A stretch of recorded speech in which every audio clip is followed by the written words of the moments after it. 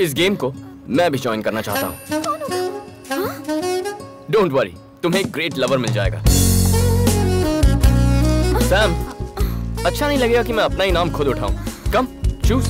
Hello cinema प्रेमी बंधुरा, आज के আমরা এনেছি 2010 সালের রোমান্টিক ড্রামা অরেঞ্জ মুভি, যেখানে প্রেম মানে শুধু ভালোবাসা নয় বরং বিশ্বাস, স্বাধীনতা আর বাস্তবতা। রামচরণ এখানে মিষ্টি প্রেমিক নয় বরং এক চিন্তাশীল ব্যক্তি যে প্রেমে বিশ্বাস রাখলেও চিরন্তন সম্পর্ক বিশ্বাস করে না। এই মুভিটি কি আমরা দেখা উচিত? জানতে ভিডিওটা পুরো দেখুন।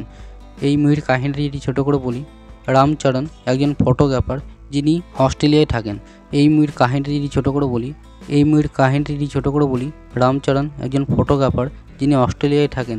তিনি প্রেমে পড়েন জানকী নামের একটি মেয়ের, যিনি একজন সাধারণ এবং আবেগপ্রবণ মেয়ে। কিন্তু রামের প্রেমের দর্শন একটু আলাদা।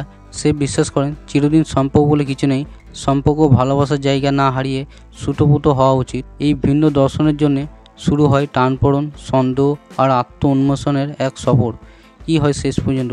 সম্পর্ক কি ভেঙে যায়, নাকি রামের দর্শনের মধ্যে থেকেই নতুন পথ খুঁজে পাওয়া যায়? এই মুভির ক্যারেক্টার এবং পারফরমেন্সের কথা বলি, রামচরণ এই সিনেমায় তার সাধারণ মাস ইমেজ ছেড়ে একদম সফট বাস্তববাদী চরিত্রে অভিনয় করেছেন।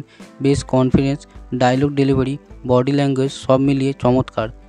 জেনেলিয়া ডিসুজা পারফর্ম প্রাণবন্ত।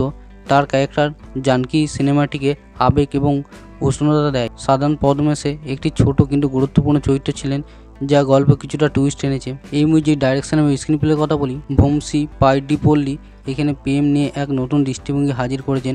গল্পে রোমান্স থাকলেও তা কোনোভাবেই অতিরিক্ত ফ্যান্টাসি নয়, বরং বাস্তব জীবন সম্পর্কের জটিলতা ও মানসিক দ্বিধা অনেকটাই খোলাখুলি দেখানো হয়েছে।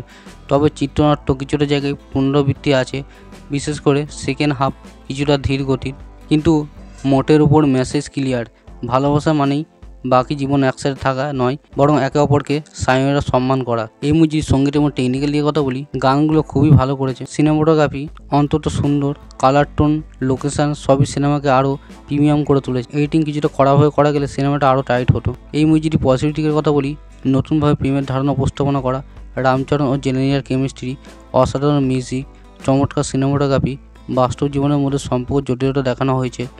এই মুভির নেগেটিভ দিকের কথা বলি, সেকেন্ড হাফে কিছুটা ধীর এবং কিছু দৃশ্য টেনে লম্বা করা হয়েছে। রোমান্স কিছুটা রিপিটেড মনে হতে পারে, দর্শকের সবার জন্য নয়, কেউ আনরোমান্টিক মনে করতে পারে।